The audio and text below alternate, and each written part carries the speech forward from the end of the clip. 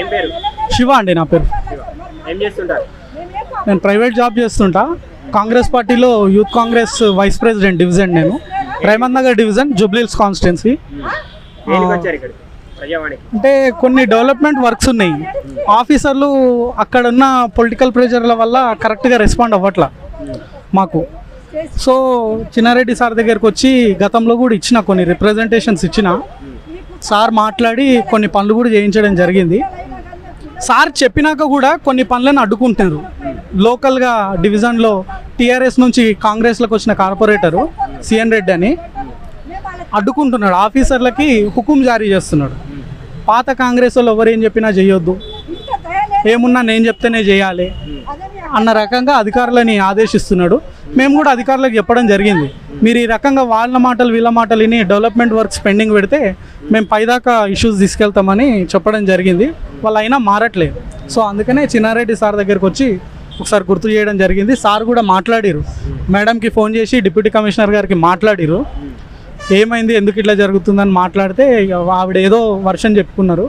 Sir అన్నారు, నేను commissioner గారికి రాస్తున్నా, కమిషనర్ గారి దగ్గరికి వెళ్ళండి అని చెప్పి నాకు రాసి ఇవ్వడం జరిగింది. ఇక్కడ ఏదైతే కాంగ్రెస్ ఏదైతే ఉందో అది టీఆర్ఎస్ నుంచి మీ దాంట్లోకి వచ్చి చేరిన తర్వాత ఒరిజినల్ కాంగ్రెస్ వాళ్ళు చాలా పటిష్టంగా గట్టిగా బలంగా ఉన్నారు. వాళ్ళు ఒరిజినల్ కాంగ్రెస్ వాళ్ళు 10 ఏళ్లలో టీఆర్ఎస్ వాళ్ళు. ఇప్పుడు ఈ సిఎన్ రెడ్డే ఆఫర్లు ఇచ్చిండు టీఆర్ఎస్లో ఉన్నప్పుడు, పార్టీ లేదు బై చచ్చిపోయింది, రండి మా దాంట్లోకి రండి, చెయ్యండి, ఏం కావాలంటే అవి ఇస్తామని. నువ్వు ఇచ్చేది ఓని కావాలి బై అని అన్నట్టు మేము పక్కకు పెట్టేసినాం ఆ ఆఫర్లన్నీ.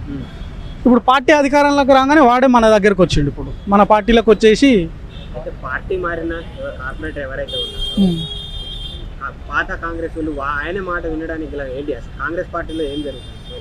ఇప్పుడు ఆయన పార్టీ మారి వచ్చిండు, సామరస్యంగా కూర్చొని మరి గతంలో జరిగినాయి అన్నీ ఓకే అన్న, జరిగిపోయినాయి. అది పార్టీ మేము టీఆర్ఎస్ ఉండే మీరు కాంగ్రెస్ ఉండే కాబట్టి జరిగినాయి.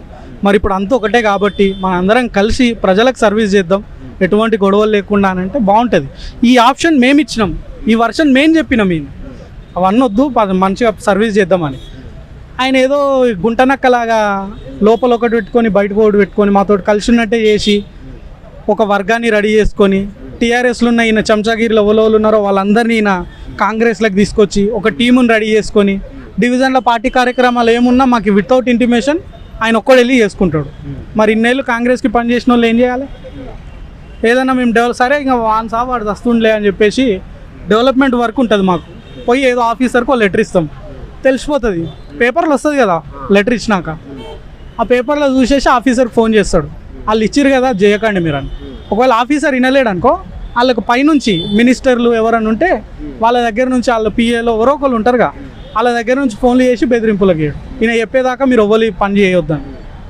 ఆఫీసర్లు ఏమనుకుంటారు, అరే పార్టీలు ఈడేం పెద్ద తోపేమో, ఈయన చెప్పినట్టు తినాలేమో అన్నట్టు ఆఫీసర్లు మేము ఇచ్చిన కంప్లైంట్లని చెత్తబుట్టలో వాడేస్తున్నారు.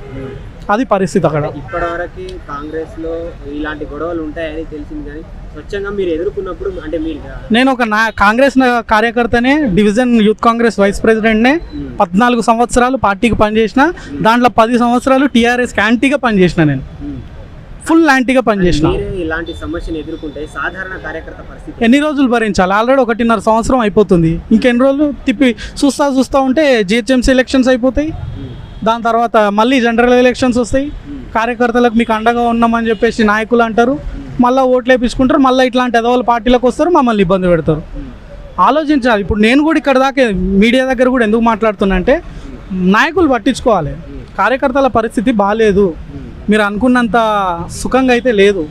పార్టీకి 10 ఏళ్ళు పనిచేసిన వాళ్ళు చాలా ఇబ్బందులు పడుతున్నారు. వాళ్ళు మీ దగ్గర నుంచి డబ్బు కోరుకుంటలేరు, ఆస్తులు కోరుకుంటలేరు.